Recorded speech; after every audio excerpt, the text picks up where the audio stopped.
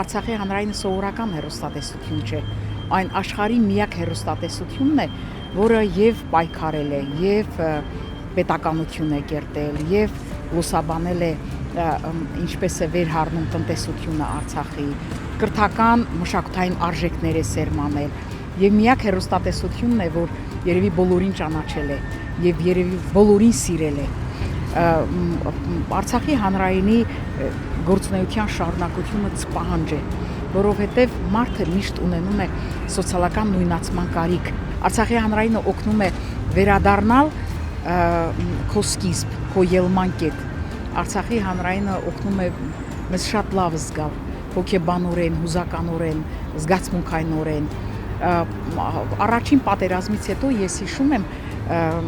Մարտիրոս Վոբնի